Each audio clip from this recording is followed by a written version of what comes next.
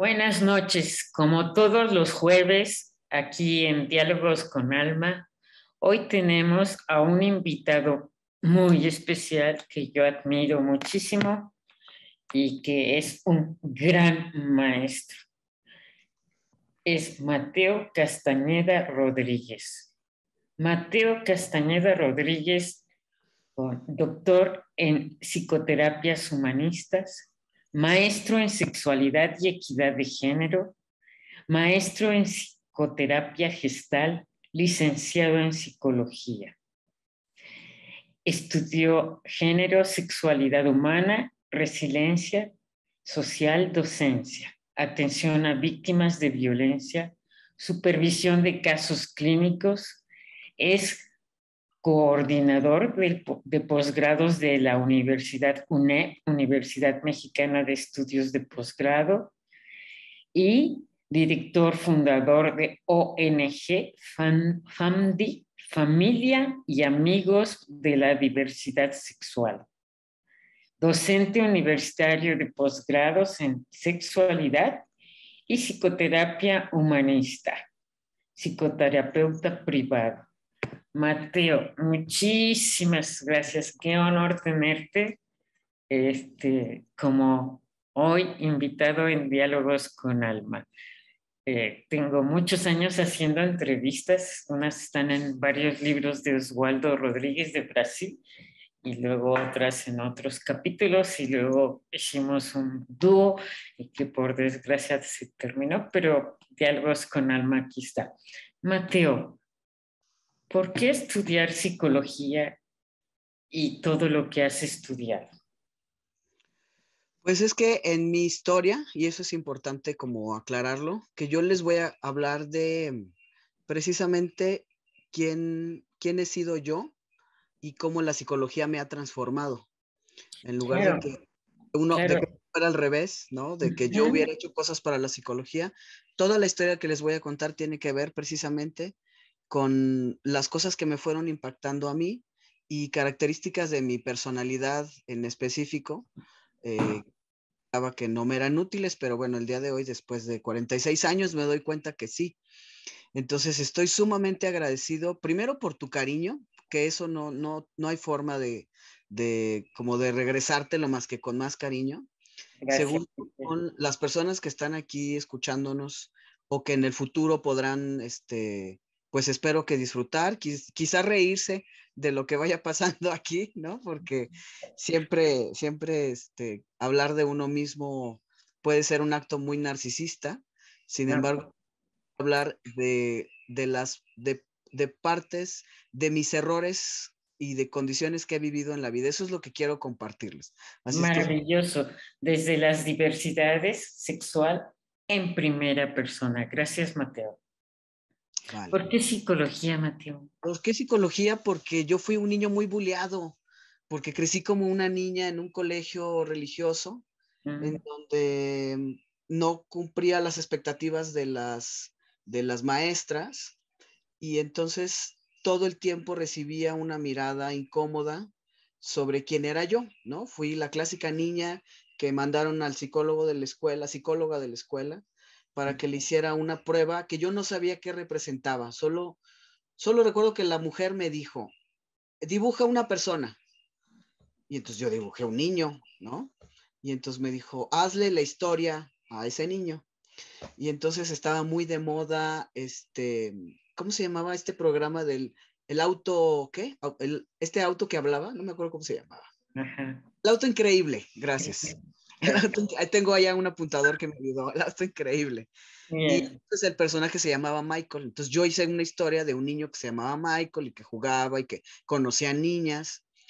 Pero hasta que llegué a los 21 años a la universidad, dije, pero ¿cómo? Nadie me dijo nada, porque yo en ese instante, a mis 10 años, ya estaba proyectando cosas de mí que yo no llegué a conocer, ¿no? Incluso mi mamá habló con la psicóloga, mi mamá ni se acuerda de esa parte, y entonces yo ya me daba cuenta que ser diferente era algo que no estaba padre en un ambiente en donde no encajaba.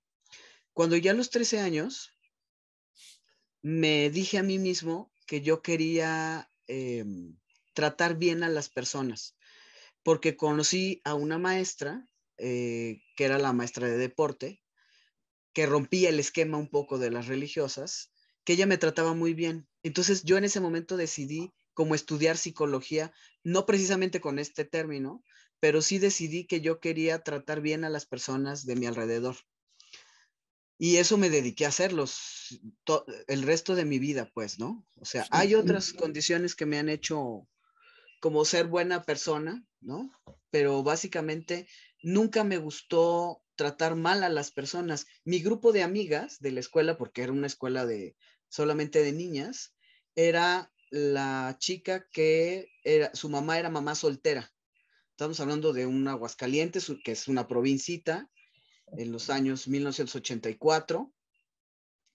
Entonces, esta niña que era diferente era mi amiga. La niña que tenía un defecto físico, ¿no? Que tenía un problema en la nariz y que era rechazada porque era la fea, era mi amiga. La niña que su papá era de campo y como no era rico y de ciudad, pues entonces las demás niñas las segregaban. Entonces yo me hice de mi grupo de disidentes para sobrevivir. Y afortunadamente nos fuimos encontrando con cosas en las que éramos muy habilidosas, como jugar deporte. Y yo creo que la influencia de esta maestra nos permitía sentirnos como parte del mundo, de ese mundo diferente. Wow. ¿Y cómo fue que te bulleaban? ¿Cómo empezó el bullying, el Bueno, rechazo y mandarte a una psicóloga que te dice dibuja un niño? Dibuja y tú dibujaste un niño. fíjate que más que bullying, porque sí había mucha presión entre las compañeras, Uh-huh. había unos abusos de autoridad, es decir, era la directora de la escuela la que se enojaba mucho porque yo usaba los pants doblados hacia arriba, ¿no? Entonces ella me ponía de ejemplo y les decía a las demás niñas, ¿no?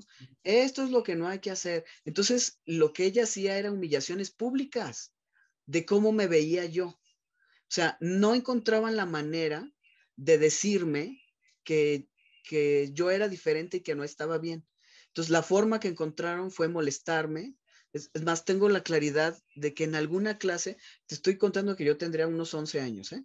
Una Okay. clase de educación moral, la directora entró exclusivamente a contar que había niñas, fíjate su nivel de perversión, que había niñas que utilizaban las botellas de refresco para ponérselas en la vagina. ¿Qué, qué es lo que ella estaba proyectando? A los 11 años, Yo wow. escuché eso, yo dije, pero como, ¿de qué está hablando? Y además el grupo de niñas también, ¿sí me entiendes? O sea, seguro mi Una monja. personalidad les movía y no sabían cómo, en un ambiente de mujeres y con el poder de la religión, poder, pues eso, como segregarme, como tratarme mal, como mandarme siempre este mensaje de no es correcto, no es correcto, no es correcto y no es correcto. Ahora, sumado a todo eso, Uh-huh.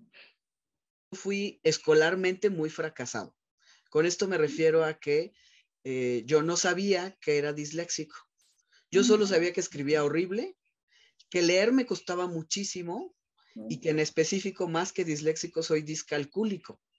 Es decir, que aprenderme las tablas de multiplicar, la única forma en que las pasé fue memorizándomelas. Pero yo no entendía, por ejemplo, las divisiones. Yo decía, ¿cómo le pones arriba, pero luego le restas? O sea, mi mente no podía hacer eso. Hasta mi vida adulta, por ejemplo, viajar a otro país, me obligó a utilizar unas tablitas de conversión porque yo no sabía cuánto dinero traía. Es más, si tú me preguntas ahorita, ¿con cuánto dinero viajaste? ¿Cuánto te costó lo que le regalaste a alguien? No tengo idea, porque los números no tienen ese valor en mi situación que otras personas. Ajá, lo Entonces, entiendo más que perfecto. ese tipo de situaciones hizo, por ejemplo, que alguna maestra me dijera en segundo de secundaria, es que tú no vas a hacer nadie en la vida. Y yo de verdad se lo creí. ¿No? Porque yo decía, sí, cierto, es que yo soy muy bruta, ¿no? O sea, esta niña, y claro, reprobé segundo de secundaria, ¿no? Y eso me ayudó para tener estrés suficiente y no querer volver a vivirlo. Entonces me convertí en un estudiante muy obsesivo. O sea, tuve que ser muy machetero, o bueno, muy machetera en ese momento, para sobrevivir. Y con el paso del tiempo, en la vida universitaria, por ejemplo, me topé con algún otro profesor, ya estudiando psicología, en donde hacíamos un trabajo, un compañero y yo, al mismo tiempo. Y mi compañero tenía mejores calificaciones que yo. Era nuestro examen parcial el que presentábamos. Entonces, él se sacaba 9 y yo me sacaba 6. Entonces, la primera vez dije, ay, qué raro, pues hicimos el mismo trabajo. La segunda ronda fue igual, ¿no? Él se sacó un 10, yo me saqué un 7. Y entonces dije, pero si es más, nos juntábamos a hacer el mismo trabajo. Y en el examen final resulta que él, por supuesto, pasó y yo no pasé la materia. Entonces le dije, oiga, maestro, fíjese que me di cuenta que mi compañero y yo, de pura casualidad, hicimos trabajos muy similares, o sea, idénticos prácticamente. Y no sé por qué él tiene mejor calificación que yo. Y entonces el profesor me dijo, porque hay personas que no deberían de dedicarse a la psicología. Y entonces para mí era muy claro que él, que con el paso de los años ya entendí que era un maestro homofóbico, pensaba que que la homosexualidad era una enfermedad. Yo siempre fui una niña masculina y pues así era mi forma de ser, yo no podía cambiarla. Y entonces aprendí a vivir en una sociedad en donde nunca fui bien visto. O sea, les quiero compartir pues que hasta hace muy poco tiempo tengo como ese privilegio social de no ser juzgado, porque como mujer lesbiana la pasé horrible también, como mujer lesbiana masculina. Con esto me refiero a que yo no encajaba en este estereotipo, no lo encajaba en la escuela, mi familia me permitió, por supuesto, ahorita al final van a ver alguna fotografía mía de la infancia, o sea, en mi familia no había mucha represión, pero sí se me pedía seguir un estereotipo, ¿no? Y eso era muy difícil para mí, pero pues bueno, hice lo que pude. ¿Qué te exigían en ese estereotipo? Ya me imagino, pero cuéntanos, para no imaginar. Cuéntanos, ¿qué te exigían en los Pero yo estereotipos? pienso que las preguntas básicas de las lesbianas y los gays, ¿no? Que es, ¿para cuándo el novio, mijita? Y entonces yo, pues, no sé, o sea, como que, pues un día, ¿no? Que me llegue el amor. Yo pensaba en mi creencia heterosexual, que yo un día me iba a casar, ¿no? Porque eso es lo que me decían. Pero fue pasando el tiempo, pues de hecho también fue en la vida universitaria, en donde tuve como ese despertar, porque coincidí con una compañera que era una mujer muy diferente, y ella me dijo, oye Marta, ¿sí sabes que hay mujeres que aman a mujeres? Y entonces yo dije, pues entonces a lo mejor yo soy eso. ¿Y cómo se llama eso? Y entonces ya me dice, pues lesbianas. Entonces dije, yo soy eso, seguro yo soy eso, porque nunca me encontré. Y entonces a los 15 días yo ya tenía mi primera novia, ¿no? Y ya nos estábamos dando ese primer beso y estaba viviendo lo que la mayoría de la gente vive como en la secundaria, ¿no? Como ese descubrir del deseo. Yo nunca tuve un novio, una novia en la secundaria, menos en la prepa, y pues fue hasta los 21 años, ¿no? O sea, yo empecé muy tarde como esta parte de mi despertar del deseo, pues justo porque encontrarme me costó mucho tiempo, muchos años. Con esta novia afortunadamente viví cosas súper bonitas porque éramos de la misma edad, porque era nuestra primera relación al mismo tiempo. Entonces, juntas nos acompañamos a la primera marcha del orgullo, que fuimos a la Ciudad de México, por supuesto. Eso no existía en nuestra provincia, ¿no? O sea, ¿A cuál pasaron veniste? A cuál número veniste? la marcha 21, Ok, porque tengo un pin ahí conmemorativo, ok. donde todavía salíamos de Chapultepec. Y entonces caminábamos y caminábamos muchísimo. Y la fiesta no se acababa y eso era muy emocionante. Me acuerdo que me acompañó uno de mis primos, que es gay. De hecho, él había salido del closet primero que yo en la familia. Fue muy criticado, pero él me dijo, vamos. Entonces, bueno, pues yo lo acompañé. Y cuando llegamos a la plancha del Zócalo, que había muchos carritos alegóricos, yo le dije, ¿sabes qué? Estoy súper cansada. Me dijo, súbete, descansa un poquito y ahorita yo voy a saludar unos cuates y ahorita nos vamos. Bueno, entonces me trepé al carrito alegórico, o sea, yo le estoy diciendo que tenía 22 años, y cuando volteé a ver cabezas, cabezas, cabezas, cabezas y cabezas, yo dije, toda esa gente no puede estar equivocada. Por lo tanto, yo no puedo estar equivocada en ser una persona diferente, porque es muchísima gente. Y yo sí me sentía como bicho raro, sobre todo en una ciudad en donde este tipo de cosas no se decían. Y como que me fui acomodando ahí en los pensamientos, como de, por ejemplo, de entender que tenía derecho a poder salir con mi novia de la mano. Sin embargo, lo hacía muy poco, porque teníamos mucho miedo de que la gente nos dijera algo. Su familia fue súper cariñosa conmigo. Yo, gracias a ellos, pude sentirme como, pues, no como bicho raro, sino como alguien incluido en sus familias. Y tuve muy buena relación con mi ex suegra, en aquel momento ya falleció, pero incluso me enseñó a cocinar y bueno, teníamos una relación linda, ¿no? Y luego ese amor se fue acabando después de 5 años y entonces yo tenía una idea del amor romántico, o sea, yo era muy homosexual, pero yo decía, pero si el amor es para toda la vida, ¿y ahora qué voy a hacer? ¿No? O sea, esto no, ¿para dónde va? O sea, ya no va a haber nadie más para mí. Y entonces entré en este proceso de depresión profunda, donde bajé muchísimo de peso. Y ya después como de 3 meses y como de 15 kilos, ya mi mamá se atrevió a preguntarme, porque yo me acuerdo que me había dicho a mí mismo, bueno, a mí misma en aquel entonces, cuando mis papás, o sea, yo siempre voy con mi amiga a las fiestas. Entonces, ellos se dan cuenta, ¿no? O sea, ellos saben que yo salgo todos los domingos con mi novia, saben que estamos en las fotos, o sea, viajamos juntos, o sea, ellos lo sabían. Entonces yo dije, cuando estén listos para que yo se los diga, ellos me lo van a preguntar. Y así nos echamos 5 años.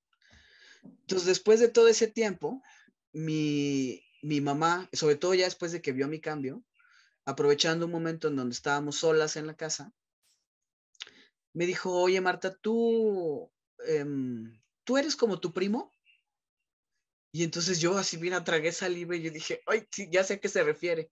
Y entonces me acuerdo que me subí a mi cuarto, sudé frío, me dio un ataque de pánico así como de 3 segundos y me acordé de mí mismo y me dije, tú dijiste que cuando ellos estuvieran listos, tú se lo ibas a decir. Entonces pues me armé de valor, bajé y le dije, sí mamá, yo soy como mi primo. Y entonces me daba mucho miedo su respuesta. Y entonces ella me dijo, tú no te preocupes, yo te amo porque tú eres mi hija. Aquí vas a tener el apoyo, pero te voy a pedir un favor. No se lo vamos a decir a tu papá. Y entonces yo con tal de tener esa parte, yo dije, bueno, ¿no? De dos tengo uno, con eso me quedo, ¿no? Ya salí ganando. Y hasta que tomé un proceso terapéutico, entendí que mi mamá me privó, quizá me quiso defender de una parte del machismo de mi papá, o sea, sí, creo que fue una buena intención, ¿eh? O sea, no lo hizo a propósito y además hizo lo mejor que pudo, pero sí hizo que yo, por ejemplo, en mi siguiente relación, cuando iba a visitar a mis papás, en la siguiente relación yo ya me fui a vivir con aquella novia, ¿no? Y íbamos a visitar a mi mamá y en cuanto llegaba mi papá del trabajo, nosotros salíamos corriendo. Y después de 5 años de relación con esta chica con la que viví, me sentí muy mal de haberle hecho esto a ella, es decir, de no haber defendido quién era ella y quién era yo, porque tenía mucho miedo, por supuesto, ¿no? Y esa fue una dinámica que fue muy dolorosa, pero tuve que hacer como un proceso en psicoterapia para entender que lastimé a muchas personas que no era necesario, ¿no? Que solo tenía mucho miedo y que creo que también la sociedad y los medios de comunicación no estaban tan abiertos como para yo poderle decirle a mis papás, pues saben que la Vuelta de México también es lesbiana. O sea, no existía esa información para decirles que personas que ellos admiraban o que conocían también eran homosexuales, porque nadie salía del closet. Entonces, si en la Ciudad de México eso era difícil, en Aguascalientes era un infierno, ¿no? Me acuerdo la primera vez que entramos al antro, había en Aguascalientes un antro o una disco que le llamábamos en esa época, estaba justo en el centro, es decir, donde está la Feria de San Marcos, vamos a decirlo así. Y entonces para entrar tenías que hacer fila y luego ya pagabas tu boleto y te metías. Y yo me acuerdo de mi ansiedad de estar en la calle y de imaginarme que alguien que me conocía me iba a ver en ese lugar, porque yo me iba a evidenciar lesbiana. Y así, pues, los años que duró este antro, luego ya nos fuimos modernizando como estado un poco.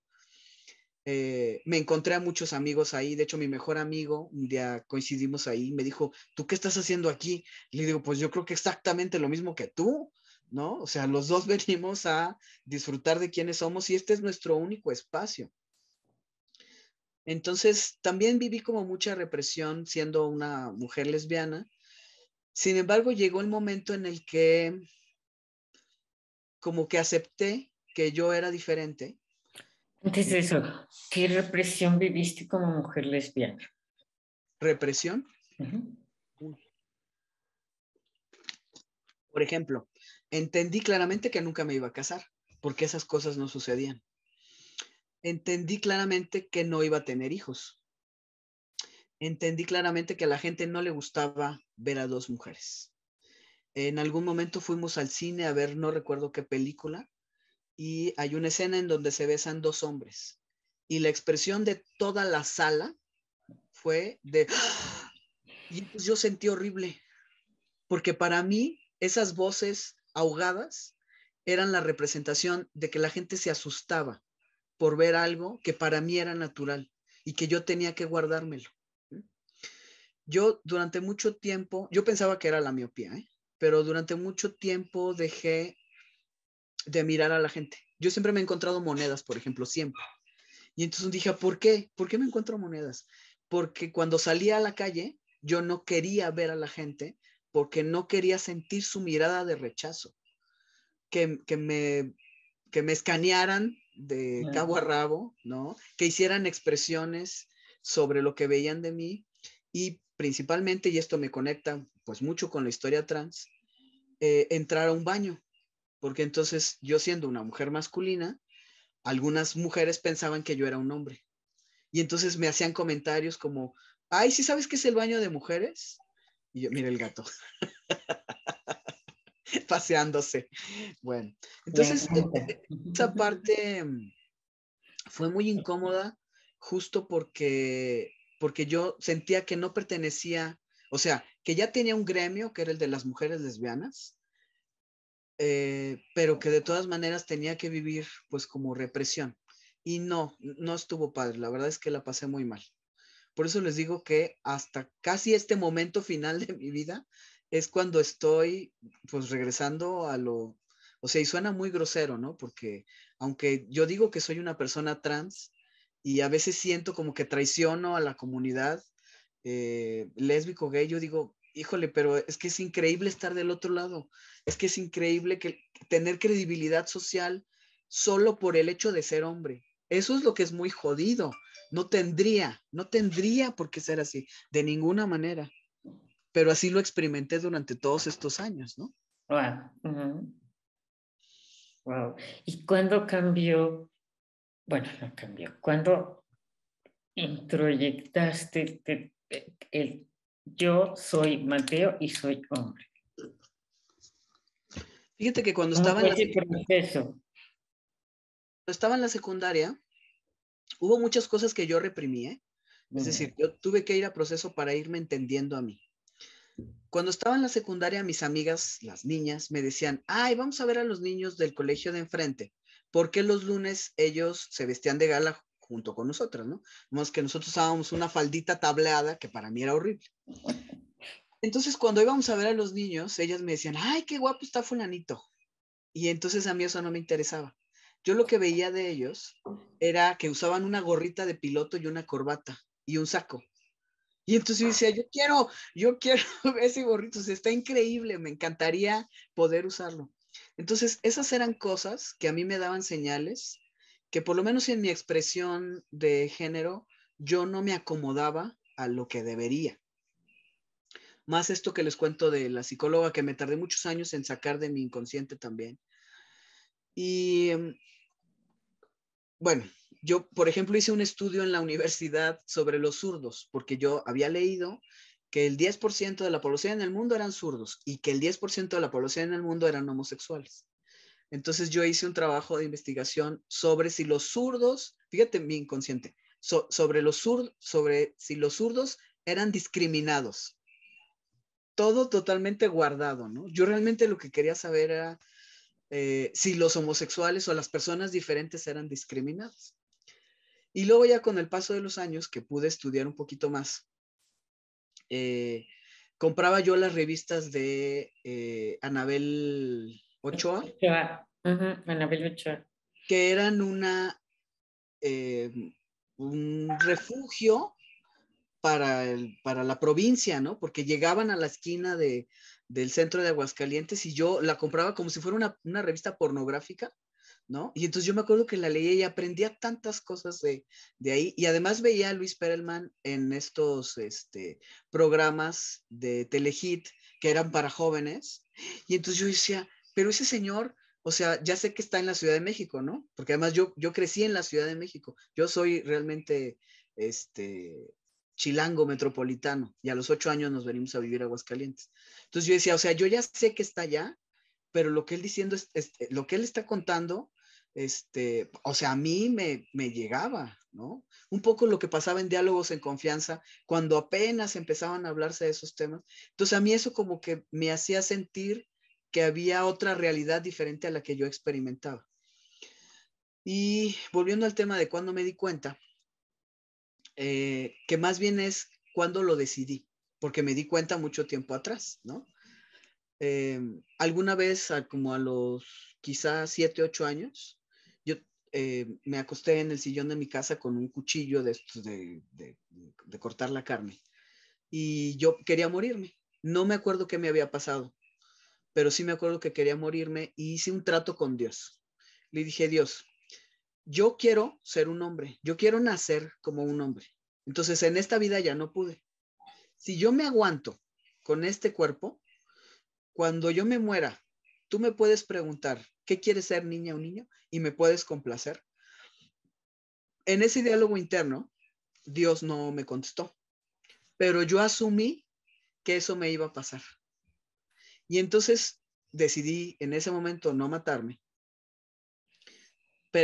y aguantarme, ¿no? Y ya con el paso de los años, cuando vi que existía una posibilidad de hacerlo, cómo se hacía y qué es lo que nos pasaba a las personas trans, entonces como que me calmé en el sentido de decir, bueno, quizá. La gota que derramó el vaso tuvo que ver con que ya tenía yo 35 años, quería estudiar sexualidad en Aguascalientes, pagué una inscripción a un instituto, no se abrió el grupo, entonces yo me quedé con el dinero en la mano y dije, ¿y ahora qué voy a hacer? ¿No? Y entonces me dice un compañero, oye, pues vamos a abrir un doctorado, por si quieres inscribirte. Yo tenía el dinero en la mano. Y entonces le dije, bueno, pues, ¿y hay beca? Sí, sí te doy una beca. Entonces dije, bueno, está bien, sí le voy a entrar. Entonces pagué, me inscribí, llegó el primer día de clase. Yo ya no vivía con mis papás, yo me fui de casa a mis papás a los 25 años. Ellos dejaron de hablarme, pero lo fuimos resolviendo con el paso de los años. Entonces, El doctorado. entro el primer día del doctorado y nos hacen la pregunta básica de, ¿tú por qué estás aquí? Yo le puse atención a lo que decían mis compañeros, no pensé lo que iba a decir. Y cuando me tocó mi turno, lo que dije es, yo creo que yo estoy aquí para complacer a mis papás. Y entonces me sorprendió lo que dije. Yo dije, ¿cómo? Tengo 35 años y todavía siento como que les debo. Y entonces mi respuesta fue sí. Yo dije, no, está horrible que yo me venga a estudiar como para que ellos se sientan orgullosos de mí, ¿no? Y entonces eso se me quedó en la cabeza dando vueltas. como yo sabía que leer era muy difícil para mí, de hecho, quienes conocen mi biblioteca se darán cuenta que yo tengo muchos libros engargolados porque soy de las personas que subraya para poder entender, más que libros, ¿no? Que también los aprecio, pero todos mis libros están rayados, sobre todo los que más me gustan. Cuando nos pregunta el maestro, bueno, ¿cuál va a ser tu tema de tesis? ¿No? Porque estos 3 años del doctorado son para que tú produzcas, ¿no? Y entonces él dijo, tienen que elegir algo que les guste mucho, algo que los impacte, porque van a leer mucho. Porque yo decía, yo voy a hablar de la obesidad, ¿no? Yo siempre fui una niña gorda, todavía soy una persona obesa, ¿no? Pero en la adolescencia, sobre todo como a los 12, 13 años, fui una persona obesa. Y entonces dije, no, yo voy a averiguar qué es eso de la obesidad y entonces así me voy a conocer. Y entonces cuando el profe dice, van a leer mucho, yo dije, no, qué flojera, yo no me voy a poner a leer eso. Y entonces dije, yo tengo que hablar de la comunidad LGBT, que es algo que yo experimento. Y luego decidí, además tengo que hablar de lo que le pasa a los papás cuando tienen hijos homosexuales, porque necesitaba entender a mis papás. Y entonces decidí mi tema, busqué a un grupo de asesores que en Aguascalientes ya hubieran hecho algo, y uno de ellos me dijo, es que eso que tú estás buscando no existe, no lo vas a encontrar porque no existe. Los papás dicen que aceptan a sus hijos, pero no los aceptan. Y entonces eso, aparte de romperme el corazón, me puso un reto. Y dije, ay, no, yo no creo que todos. O sea, de tantos millones de personas que somos. Y en ese inter aparecen Diálogos en Confianza, precisamente, un programa que se llama Nuestros Hijos Trans. Y entonces dije, estos son papás hablando de una condición nueva. Yo ni siquiera sabía qué era esto de ser trans. Y entonces cuando escucho a una mamá que se llama Mónica y entrevistan a David Barrios con un chico que lo fue acompañando un poco desde la adolescencia, que se llama Isaac, y yo veo a ese Isaac y dije, ay, no, qué guapo. O sea, ¿cómo le hizo? Pero si era mujer, ¿cómo le hizo para hacer eso, no? Y entonces me sorprendió al final de ese programa, que todavía lo pueden ver en las redes sociales precisamente, gracias a la tecnología, aparece Luis Perelman y dice, y nos vamos a reunir el próximo mes en la ciudad de Lima, Perú, los papás que tenemos hijos en la diversidad. Y entonces dije, ¿cómo? Si se van a juntar es porque sí existen, ¿no? Entonces yo hablé con mi papá, que siempre fue mi patrocinador académico, y entonces le dije, oye, fíjate que pues va a haber una reunión de papás y pues esto es lo que están haciendo. Y entonces él sin dudarlo me dijo, yo te pago el boleto, tú paga el hospedaje, pero yo te pago el boleto. Y entonces le pregunté, yo no, nunca le dije a mi papá, soy lesbiana, ¿eh? Hasta el día de hoy no le he dicho soy lesbiana, nunca se lo dije. Le dije, sí sabes, ¿qué es lo que voy a ir a hacer, verdad? Me dijo, sí, claro, vas a ir a entrevistar a papás que tienen hijos homosexuales. Y entonces dije, a ver, mi papá no es ningún tonto, o sea, mi papá entiende lo que yo estoy haciendo. No sé si entiende que lo estoy haciendo por él, pero lo entiende con claridad. Y entonces ese momento me cambió la vida. Ahorita van a ver unas fotografías precisamente de ese instante porque eh, llegando a este espacio con estos papás, eh, conocí una parte de la sociedad, como aquella maestra de educación física que me trataba bien. O sea, como esta pequeña parte de la sociedad en donde puedes ser tú mismo. Entonces, cuando yo llegué con esos papás, que además a mí los papás me daban mucho miedo, porque yo decía, todos los papás son juiciosos y todos los papás piensan que yo soy una mujer lesbiana dañada. Estuve tan cómoda en ese momento que me sorprendió y dije, yo quiero este pequeño mundito, vivirlo siempre, tenerlo cerca de mí. Y entonces me prometí un poco que cuando llegara a la ciudad de Aguascalientes iba a hacer algo para, pues para congregar a los papás, para conocerlos. Y entonces yo dije, pero ¿cómo los voy a juntar si ni siquiera los conozco? Y entonces dije, yo tenía unas amigas lesbianas que eran re masculinas y que en el Facebook se habían cambiado de nombre. Entonces dije, ¿serán personas trans? Yo ya traía más información. Ya sabía cómo pasaban las cosas. Y entonces dije, pues las voy a buscar y a ver si me contestan, ¿no? Y entonces hay quien me dijo, sí, yo sí soy trans y sí voy a tu junta. Y ¿puedes invitar a alguien más? Sí, claro, conozco 2, 3 cuates, los voy a invitar. Bueno, Y otro me dijo, otra amiga me dijo, no, yo no soy, no, más ni sé qué es eso, pero pues sí voy a tu reunión, nomás para que sientas mi solidaridad. Así me dijo. Ayer se operó de la mastectomía doble, precisamente mi amigo, del cual les estoy hablando, que ahorita van a conocer en fotografías. Y entonces yo me presenté y les dije, oigan, bueno, pues yo soy terapeuta, estoy haciendo una investigación con papás y yo, gran psicólogo, quiero ayudarlos. O sea, yo quiero que ustedes encuentren su camino porque sé que la pasan re mal y sé que, ¿sí me entiendes? Desde el lugar de poder, yo sí sé qué es lo que pasa. Y entonces les dije, miren, yo soy una mujer lesbiana masculina, yo estoy muy bien así, no me veo inyectándome ni haciendo esas cosas. Y pues bueno, pues preséntense, ¿no? Para ver quiénes son. Y entonces cada uno de ellos empieza a contar su historia. Por ejemplo, la historia de suicidio, yo la reprimí. Y cuando escucho sus historias de suicidio, me asusto y yo digo, yo me parezco a eso. Cuando escucho lo que les pasaba con la ropa, yo digo, yo me parezco a eso. Cuando los escucho con sus papás, yo digo, yo me parezco a eso. Y entonces en ese instante empiezo a cuestionarme si yo puedo ser una persona trans. Y entonces digo, ay, no, pero no me veo haciendo esas cosas para mí. O sea, no me veo operándome, no me veo haciendo eso. Con el paso de los meses, viene precisamente mi maestro David Barrios a dar una clase a Aguascalientes al sector salud. Y afortunadamente alguien que me conoce me invita. Y en esa reunión él hablaba de las personas trans.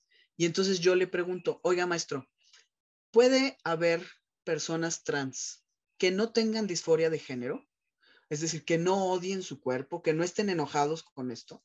Y entonces él me dice, claro, es que no todas las personas transgénero, no todas tienen disforia de género. Y entonces yo incluso hasta lo publiqué y dije, ahora entiendo que sí soy una persona trans, que no tengo disforia de género, porque yo decía que mi cuerpo me gustaba, ¿no? O sea, yo perfectamente podía estar en traje de baño y en terapia escuchaba otras historias de chicas y de chicos, por ejemplo, una chica trans que ella decía, yo no soporto mi cuerpo de tal manera que tengo que bañarme con la ropa interior. O sea, no soporto ver mis genitales, que era un grado de disforia pues muy alto, ¿no? Entonces yo decía, no, yo no soy como eso. Bueno, total que ya que lo entendí, pues como a los 15 días estaba yo buscando un médico, afortunadamente alguien estaba un poco entrenado en este asunto de la testosterona, y entonces dije, bueno, pues esta es mi oportunidad. Y bueno, pues empecé hace 4 años a hacer la transición. Lo primero que me pasó es que yo siempre tuve el cabello corto, siempre. Solo hay un momento de mi vida en donde no. Y se los voy a contar porque me parece muy simbólico, sobre todo para entender la presión social y como este diálogo interno que tenemos dentro de cada uno de nosotros. Yo soy el hijo más chico de un hermano mayor, 9 años más grande que yo, y luego de dos niñas que estamos seguiditas, o sea, una tenía 3, otra tenía 2 y yo tenía 1. Yo soy el más chiquito. Y entonces mi mamá no pudo tener una fiesta de 15 años por las condiciones de su vida. Y no le pudo hacer a mis hermanas fiestas de 15 años porque mis papás compraron su casa y estaban construyéndola. Entonces, cuando yo llegué a los 15 años, bueno, a los 14 años, mi mamá dijo, es que esta es la oportunidad de hacer. Y entonces yo dije, ay, ¿de verdad? ¿De verdad soy yo quien tiene que hacer eso? Y entonces mi mamá me dijo, sí, te vamos a hacer la fiesta de 15 años. Claro que no me preguntó. Y entonces, pues yo tuve que elegir ahí como a los chambelanes y practicar un baile, ¿no? El hombre que nos ponía el baile era un hombre homosexual muy amanerado. Y entonces le dice a mi mamá, aparte del baile de la quinceañera, necesitamos hacer otros 2 bailes que sean de show. Y entonces me pregunta, ¿qué música te gusta? Y dije, pues yo creo que el rock and roll. Me dijo, perfecto, vamos a bailar un rock and roll. ¿Y qué otra música te gusta? Y dije, no, pues como que no me gusta mucho ni bailar. Y entonces me dice, está de moda la lambada. Vamos a hacer un baile de la lambada. Entonces yo decía, no, o sea, mis chambelanes aquí poniéndome la pierna entre el cuerpo, o sea, yo no quiero eso. Y era muy desagradable precisamente porque sí había un rechazo hacia mi cuerpo, solo que no podía expresarlo. comprarme las medias, los tacones, ¿no? el maquillaje, y bailar como este objeto que es lo que sucede en los 15 años y decir que esta niña ya no es niña sino una mujer. O sea, todo ese ritual, yo se lo he dicho a mi mamá y lo he repetido muchas veces. Si mi mamá me dio la vida, yo con eso le pagué. No le debo más, porque estaba haciendo cosas que iban en contra de mí mismo, pero no me atrevía a decirle no, porque además yo veía que ella estaba tan feliz. Además, mis 15 años coinciden con un aniversario de bodas de mis papás, 25 años, como una cosa así. Entonces yo no podía, o sea, no era capaz de destruirles sus sueños, ¿no? Afortunadamente no hay video de esa fiesta. El tío que le tocó llevar el video se le olvidó. Hay algunas fotografías. Para mí es muy incómodo esas fotografías, por eso no las puse. Pero ya con el paso del tiempo, como que bueno, sí acepto esta parte de mi nombre, sí acepto que eso sucedió, porque al final le agradezco a Marta que ella es la que pudo estudiar, que ella es la que se convirtió en profesionista, que ella es la que pudo trabajar siendo masculina, porque yo tenía mucho miedo de no encontrar un trabajo. Y de hecho mi mamá un poco como que, y mi papá un poco como que me lo decían, es como a las personas homosexuales nadie las contrata, ¿no? Y yo la verdad es que sentía que sí, ¿no? Entonces mi primer trabajo, ya egresado de psicólogo, me pagaron en un curso de verano que fue todo un mes, me pagaron 1,000 pesos. Y entonces yo decía, está bien, porque me están contratando. O sea, tantas horas de trabajo. Fíjense cómo mi pensamiento era, yo no merezco. Todo el tiempo mi pensamiento es, yo no merezco, yo no merezco, yo no merezco. Todavía cargo un poco con esa presión. Por eso me da mucha ansiedad hablar de mí y, bueno, pues, o sea, yo soy una persona muy tímida, pero también entiendo que la educación sexual a veces es necesaria y por eso lo comparto. No es que me guste, no es que no es Gracias, Mateo. Muchas gracias. que bebo agua, a Sí, pasar el trago amargo. nos funciona muchísimo tu testimonio con el gran maestro de sexología que eres. Muchas gracias. Y entonces ya me estaba yo inyectando. Cuando me corté el cabello, fui con una mujer y le dije, bueno, pues que yo soy mujer, pero... Y entonces me cortó el cabello muy poquitito y me gusté poquito, pero realmente no me encanté. Hasta que me empezó a cambiar la voz, en ese momento me sentí muy seguro y el siguiente fenómeno físico que me transformó fue la barba. En mi familia todos son lampiños. Mi papá no tiene pelos, mi hermano no tiene pelos, mi sobrino. O sea, la barba no es algo que sea... Y además mi papá es pelón, ¿no? Bueno, medio pelón. Y entonces yo dije, no me va a salir barba. Y yo deseaba profundamente, de hecho tengo recuerdos de estar jugando en el baño a rasurarme. No sé cuántos años tendría, pero sí recuerdo que era uno de mis juegos, ¿no? Sí. Y entonces cuando me salió la barba, yo no podía creerlo.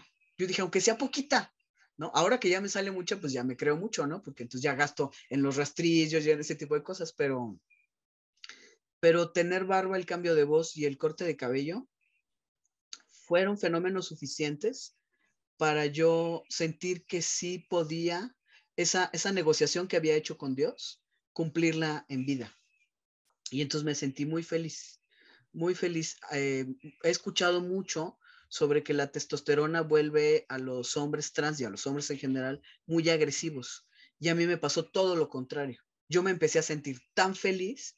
Lo que pasa es que me di cuenta que estaba enojado todo el tiempo, ¿no? Que vestirme para una boda con tacones y medias era disfrazarme, porque eso no era yo. Entonces yo me travestía para sobrevivir socialmente, ¿no? Entonces, bueno, ya que me empecé a ver con estos cambios, me empecé a decir por primera vez en mi vida qué guapo soy, porque yo nunca me veía al espejo. A mí me encantaba mi sombra, qué terrible, ¿no? O sea, mi cuerpo realmente nunca me gustó. Y por supuesto el cambio más trascendental bueno, dentro de todos estos cambios fue operarme. El año pasado pude hacerme la mastectomía doble y que van a ver ahí una fotografía, no de la operación porque no se altere, ¿no?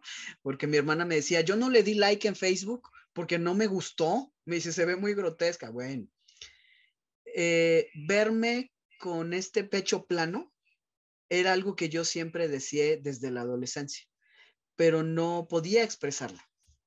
Y entonces ahora voy a nadar a una alberca y entonces yo decía, ay, qué incómodo, ¿no? Que los niños me vean aquí con las dos rayas estas y que vean que mi cuerpo es diferente. Y empecé a darme cuenta que está bien que los niños vean otros cuerpos. Cuerpos gordos, cuerpos delgados, cuerpos morenos, cuerpos con pelo, cuerpos sin pelo y también cuerpos con cicatrices. Porque si ven cuerpos con tatuajes, pues los cuerpos con cicatrices también implican algo, ¿no?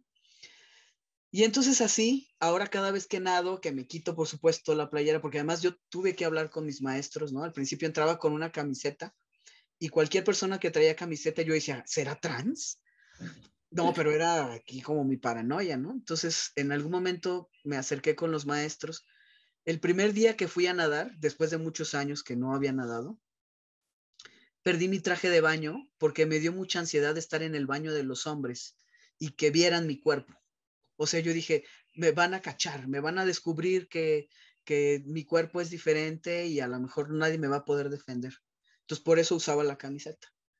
Y entonces, con el paso del tiempo que pude hablar con mis maestros, ya les dije, miren, la verdad es que yo soy un hombre trans, tengo una cirugía, por eso uso esta camiseta y me preocupa mucho que alguien pueda lastimarme. Y entonces ellos fueron muy lindos los dos y me dijeron, es que nadie tiene por qué lastimarte, pero además si alguien te dice algo, me dices a mí y yo respondo, ¿no? Y entonces yo les dije, es que yo quiero cambiarme en este baño, que es más chiquito, en donde hay menos hombres.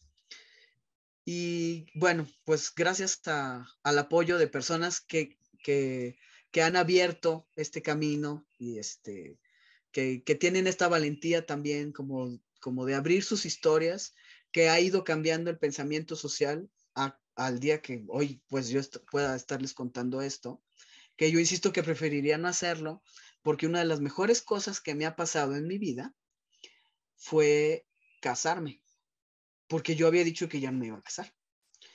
Y entonces cuando hago mi cambio legal y tengo mi INE y entonces ya puedo hacer más cosas y cambio mis documentos, que además por ser de la Ciudad de México fue totalmente gratuito. Y esto también se lo agradezco a todas esas personas que no conozco sus nombres, pero que se la partieron por ir a reclamar derechos de los cuales yo disfruto. Eh, yo le dije a la que era mi novia ya de 8 años, ¿no? O sea, ya nos conoce. Bueno, además quiero decirles que esa novia eh, fue mi maestra de educación física. Esta historia que yo les conté de que yo me sentía desadaptado, pero esta mujer, yo no sabía si ella era lesbiana o no. De hecho, no son términos que ni ella misma utilice, pero un día me la encontré, no sé, como a los 25 años, dábamos clases en el mismo lugar, coincidimos, y yo le dije, ¿si eres tú? Y él me dijo, sí, yo te conozco, ¿no? Yo te di clases. Y entonces dije, sí, sí se acuerda de mí. Y entonces dije, nos tomamos un café y platicamos. Y entonces ya en ese café, que empezamos a platicar quiénes éramos, me dijo, bueno, ¿y tú qué onda? Yo le dije, mira, pues yo acabo de terminar una relación con una mujer. Ella no me veía de frente. De hecho, estábamos, yo de un costado y ella. Ajá. Entonces, cuando yo le dije, acabo de terminar una relación con una mujer, ella giró su cuerpo, me miró a los ojos y me dijo, yo también. Entonces, en ese Wow. momento yo descubrí que a ella también le gustaban las mujeres, aunque había estado también con algún hombre, ¿no? Entonces yo dije, híjole, bueno, pues quién sabe qué categoría será, pero de que quiere estar conmigo, quiere estar conmigo. Entonces nos echamos como buenas lesbianas al mes y medio, ya estábamos viviendo juntas, obviamente, y así nos echamos 8 años. Entonces cuando llegó un momento determinado, yo le dije, bueno, yo no tengo seguro social, por los trabajos que tengo, ella sí tiene seguro social. Entonces yo le dije, oye, si nos casamos. Y entonces, aunque todo era un arreglo de beneficios, ¿no? Porque no había matrimonios homosexuales, entonces me dijo, va. Entonces, con el cambio de nombre, fuimos, al registro civil. Y entonces dije, híjole, ¿y a quién vamos a invitar de testigos, no? Entonces dije, a ver, si alguien tiene que entender lo que está sucediendo, son mis papás. Y entonces yo le dije a mi mamá, yo quiero que tú seas mi testigo, y a mi papá, yo quiero que tú seas mi testigo. Y entonces mi esposa eligió a su hermana mayor, que además ella es de una época en donde esto estaba, si yo la pasé mal, ella la pasó peor. Eh, Algún trabajo perdió por este tipo de situaciones. Y ella no es masculina, pues, ¿no? Pero de todas maneras, pues era sospechosa porque era la soltera, ¿no? Y entonces invitó a su hermana mayor, a otra persona que parecía que en realidad es alguien que nos quiere mucho, y ellos fueron nuestros testigos. Y eso para mí fue sumamente importante porque es la primera vez en mi vida en la que mis padres pueden ver que yo me beso con una persona. Yo Wow, pude, wow, yo wow. no pude como mis hermanos ¿Qué besar sentiste? ¿Qué sentiste? muchos nervios, porque dije, me estoy besando frente a mis papás, como si estuviera teniendo sexo, ¿ves? Qué cosa tan loca, Ah, pero esa es la presión social que he vivido durante muchos años. Entonces yo lo que fui entendiendo a partir de la boda es que yo ya tenía esa autorización. Y entonces dije, esto está increíble, pero ¿por qué me tardé tanto en hacerlo? ¿No? Bueno, tenía que sobrevivir todo eso para llegar justo a ese momento de felicidad y lo repito, ¿no? No tendría por qué ser así. Es muy jodido que yo tenga que llegar a los 43 años y decirle a personas que yo supongo que me quieren que estoy muy feliz en una relación o que me han roto el corazón o que me siento enamorado. ¿Qué es lo que le pasa todavía a las chicas y a los chicos que no pueden disfrutar esa parte de la vida, que es increíble, enamorarse es increíble, ¿no? O sea, yo creo que de las sensaciones más vibrantes, ¿no? De los seres humanos. Y pues yo hasta ese momento la viví. Y a partir de ese instante, en la mente de mis papás, ellos entienden que Rosy ya no es mi amiga, Rosy es mi esposa. Y entonces mucho cambia la dinámica entre ellos, ¿no? Eh, Porque yo tengo una hermana lesbiana también, mi hermana la que está arriba de mí, ¿no? Pero yo salí del closet primero. De hecho, ella no utiliza tampoco la palabra lesbiana, aunque ya como que es conocido. Y mi cuñada, que es su pareja, pues ya la queremos mucho, convivimos, ahorita van a ver. Ah, no, no se crean, no van a ver esas fotografías. Pero bueno, yo soy muy público, pues yo en el Facebook subo muchas cosas y pues tengo el privilegio y sí veo la enorme diferencia de la mente de mis papás cuando saben que esta amiga ya no es amiga, sino mi esposa, y mi hermana sigue teniendo una amiga.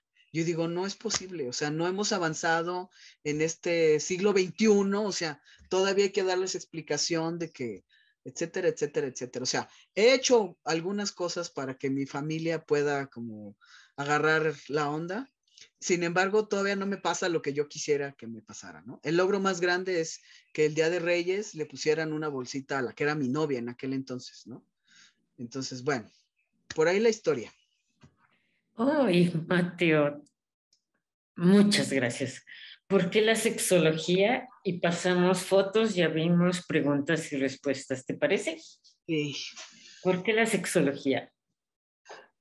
pues yo pienso que precisamente para encontrarme, Ok. para conocerme, y yo creo que lo que ha sido más lindo es que verdaderamente le he podido ayudar a otras personas que van al consultorio con estas ideas que yo tenía sobre no tengo derecho, no merezco ser feliz. Está bien que mis papás sepan que no soy gay porque no lo merezco.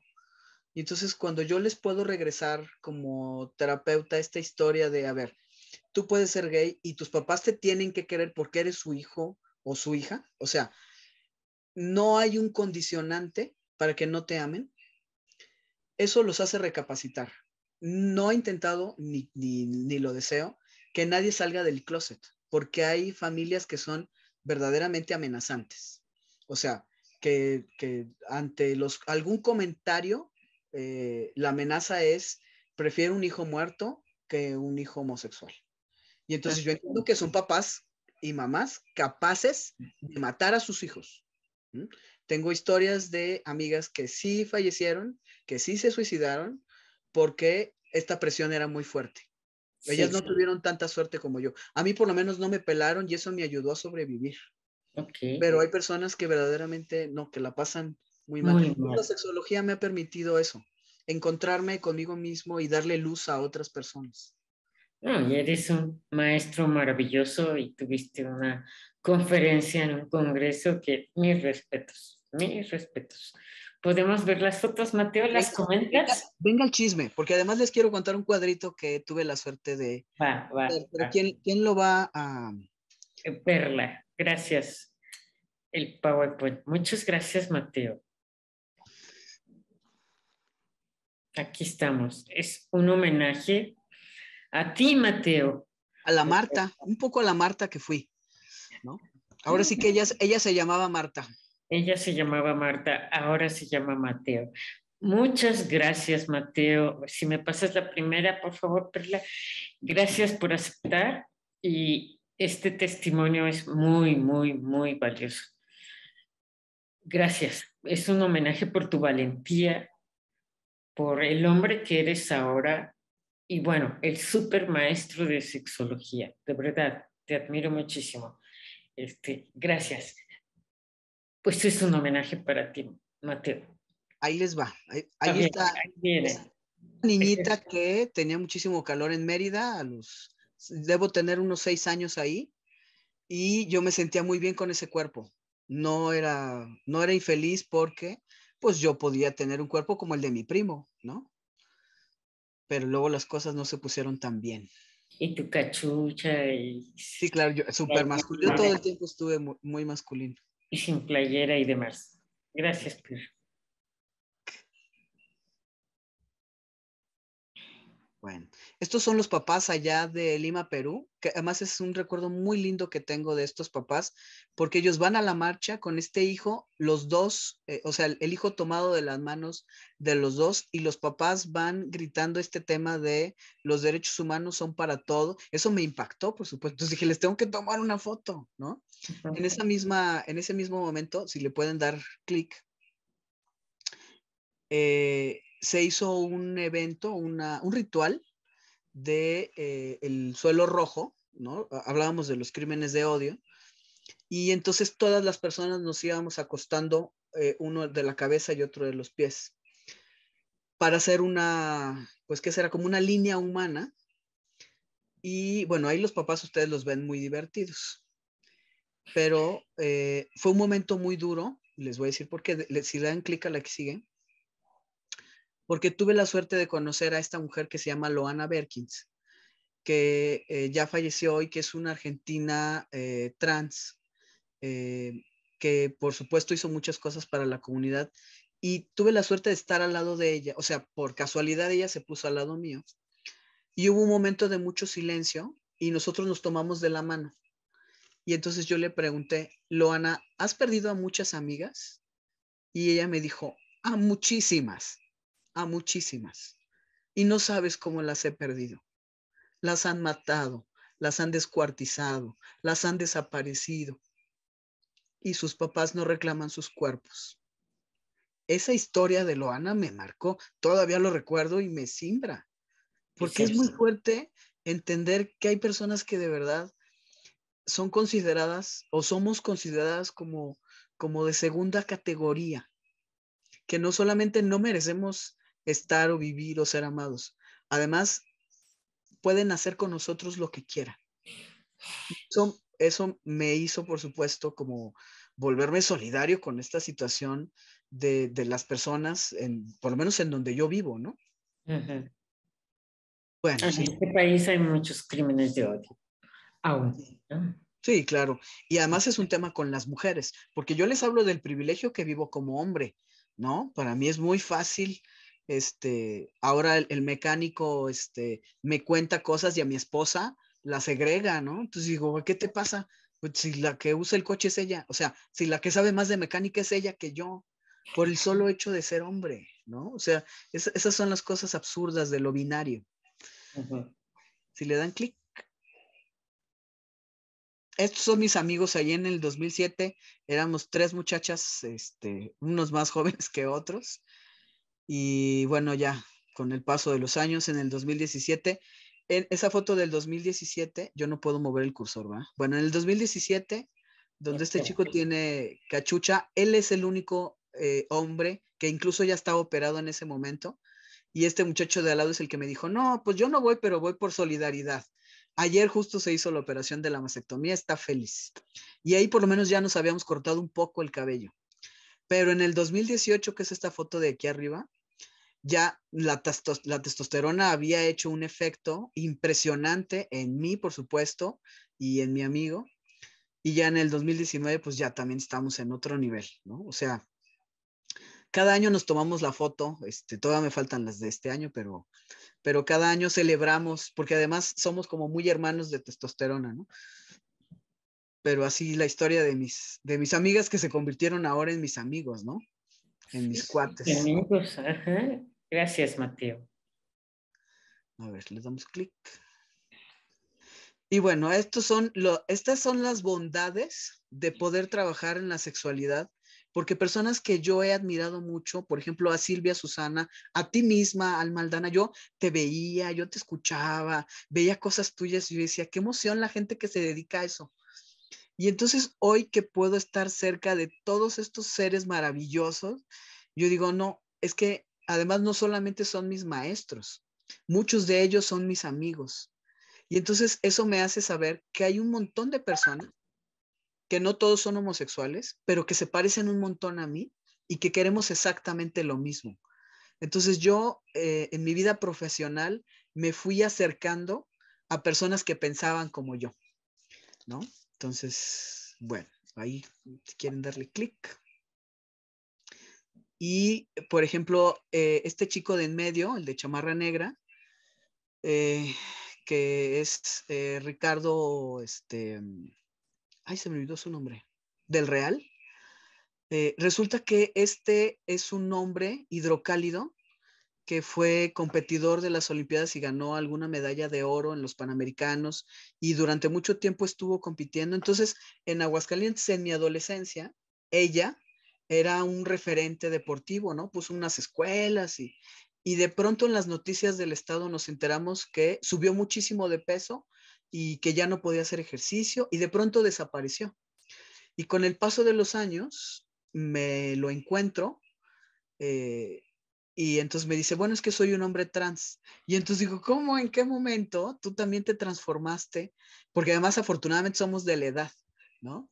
Entonces, bueno, ahora siento muchísimo orgullo de lo que él hace, sobre todo en relación al trabajo que hace en el Comité Olímpico, porque él es un hombre que abre también, pues la mente de los otros deportistas, de los entrenadores, y eso pues me hace muy feliz estar cerca de personas así que admiro muchísimo, ¿no? Como Luis Perelman, que quiero, así lo tengo en un pedazo de mi corazón porque me cambió la vida, ¿no? O sea, yo no sé si él lo sabe, pero son personas que en su momento me atravesaron. Lo que me decían me atravesó. Juan Luis Álvarez Gayú, que tuvo, o sea, que tuve la suerte de conocerlo en diferentes momentos, solo tenía que hablar para que yo me sintiera parte del mundo. Pepe Aguilar, igual, Pepe Aguilar fue mi maestro en la primera maestría de Gestalt, es decir, en Aguascalientes no existía el tema de sexualidad y entonces lo invitaron a él y él fue el primero que me dio un libro que es la antología esta de sexualidad, que cuando yo lo leí, que me lo bebí, ¿no? Lo que decía Jeffrey Wicks, y entonces dije, esto está increíble, o sea, esto se parece, ¿no? O sea, como en un estado tan chiquito yo puedo tener acceso a todo ese, pues, privilegio, ¿no? Y bueno, vamos a darle clic porque si no, no nos vamos a ir nunca. Gracias. Y bueno, esta es una parte que a mí me gustaría poder tener el cursor para explicárselos. Pero este es un modelo que yo pude hacer para entenderme a mí y para que otros papás pudieran entender a sus hijos. Y ahora sé que también le sirve a la comunidad LGBT y también a la comunidad de la diversidad sexual, como pueden ser los heterosexuales, ¿no? Que al final cada una de las ciencias puede aportar diferentes áreas de nuestra identidad sexual como en la parte médica, el sexo con el que nacemos, podremos tener estas tres opciones.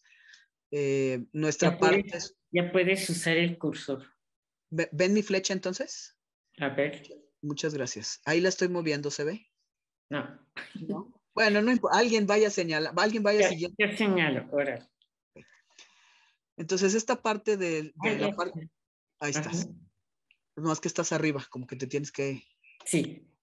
Bueno, sigue tú y yo te Bueno, sigo. yo sigo en mi explicación. Entonces, esta parte de nuestros cuerpos, que cada uno de estos es un tema, por supuesto, ¿no? Pero por lo pronto, así de manera general, todos nacemos con un cuerpo en donde no recibimos un cariotipo y asumimos, o el médico asume, o la médica asume, que por tener un genital específico como vulva o pene, entonces somos hombres y mujeres. Y hay muchas personas intersex que incluso no lo saben hasta la adolescencia. No se contempla esta posibilidad. Esta represión que yo vivía sobre mi expresión de género, esta nunca cambió. Fíjense, o sea, mi cuerpo ya un poquito cambió. Yo hoy soy una persona, podríamos decirse que transexual, también es un tema que tendríamos que platicar en otro momento, pero yo hoy soy una persona que por lo menos tengo una intervención quirúrgica, no genital, pero sí del pecho. Mi cuerpo sigue siendo con una vulva, pero mi expresión de género es la misma, esta nunca cambió. Yo sigo siendo una persona masculina, siempre lo fui. Esto me molestaba mucho, yo nunca tuve vestidos, creo que los tacones que en algún momento alguien compró, creo que se fueron con mi hermana, es decir, yo no era parte de mi guardarropa, ¿no? Entonces, entender que el travestismo, por ejemplo, es solo una expresión de género, que alguien que utiliza la ropa para sentirse, como sea, en un espectáculo, sentirse cómoda o cómodo, pues en realidad no le convierte en alguien totalmente trans o alguien intersex, pues, o sea, como esto hay que irlo entendiendo, sobre todo respetando, ¿no? O sea, como no juzgar lo que yo veo de inmediato. Y esto es justo lo que a mí me atraviesa, ¿no? Mi identidad de género sin tener esta disforia de género.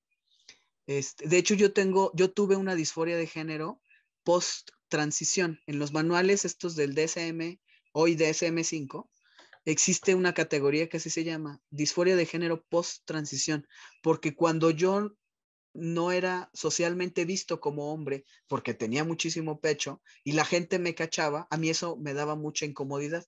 Entonces eso hacía que usaba un binder que me presionara el pecho de tal manera que me moría de calor. Y lo viven muchísimos hombres trans que tienen el pecho muy pronunciado, ¿no? Que incluso se lastiman, o en el caso de las chicas trans, que ellas se inyectan lo que sea con tal de que les crezca un poquito más, a lo mejor las caderas o las nalgas o el pecho. Entonces es mucho riesgo el que vivimos cuando no entendemos que la identidad de género es algo interno, que nadie nos puede decir sobre quiénes somos más que nosotros mismos.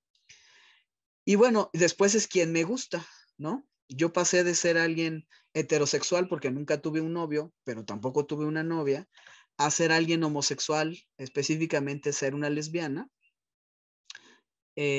a tener, cuando cambié mi identidad de género, a ser alguien heterosexual. De hecho, mi esposa y yo tuvimos que echarnos el sermón del juez. Ella ya había pasado la menopausia y yo, por supuesto, había pensado que no quería tener hijos, ¿no? Entonces el juez nos decía, y la familia se conforma por los hijos, un hombre y una mujer. Y nosotros decíamos, ¿de qué está hablando este señor? O sea, eso no encaja con nosotros, ¿no? Nosotros no tenemos nada que ver con eso. Entonces, bueno, pues eso fue así como, de forma general, este esquemita que puede serles muy útil si necesitan explicarle a alguien qué es esto de pertenecer a la comunidad LGBTTI y Q. Next, ahora sí ya para acabar. Gracias, Mateo. Y bueno, ahí estoy yo ya muy encuerado porque era mi momento. Fíjense que yo soy gordo, pero la neta es que ya no me preocupa tanto. Y que para mí estas cicatrices no generan incomodidad. O sea, a lo mejor a los otros les generan incomodidad, pero a mí me gusta mucho el pecho que veo.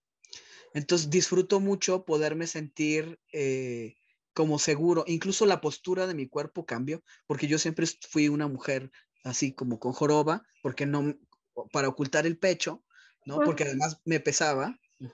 Y entonces lo que me pasó con este pecho nuevo es que yo me levanté. Y entonces ahora me dicen, ay, qué delgado te ves. No, no estoy delgado, lo que pasa es que mi postura cambió. Fui con mi papá a acompañarlo a que se vacunara y me dijo, pasé frente de él, saludé a su hermana, es decir, a mi tía, y mi papá le preguntó, ¿quién es? Y mi tía le dijo, es Mateo. Y entonces mi papá me dijo, es que no te reconocí. O sea, no me di cuenta o sea, sí vi que era un hombre, pero no vi que eras tú. Entonces, pues por supuesto cambió toda mi expresión y también la postura de mi cuerpo. Y ya creo que es la última esa. A ver, clic.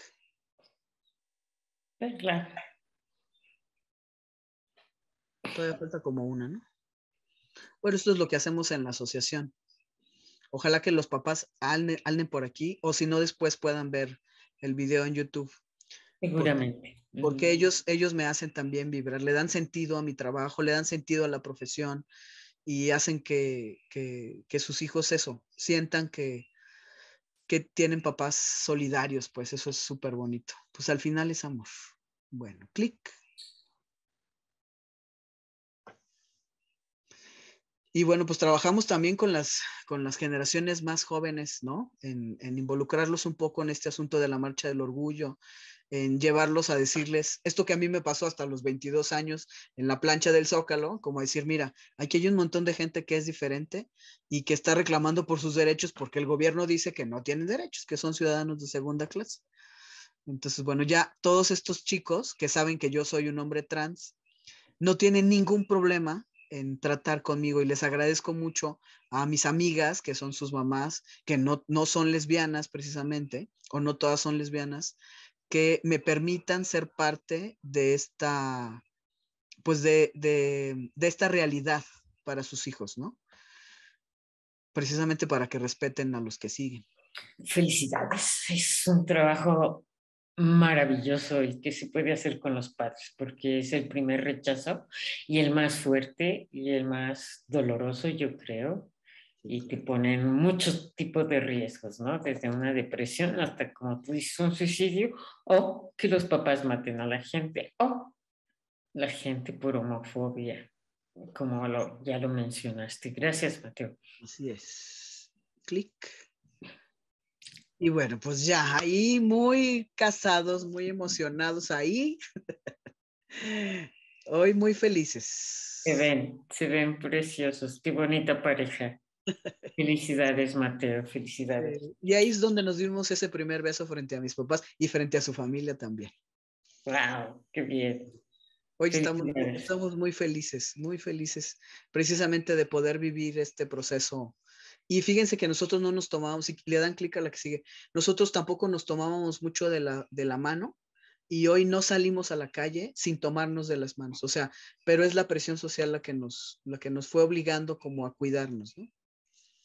Sí, pues es todo un ejemplo y es maravilloso. Esa foto es maravillosa, ¿no? Por si, ahí está. Bueno. Felicidades. Me Muchas felicitas a gracias. tu esposa, por favor. Sí, sí.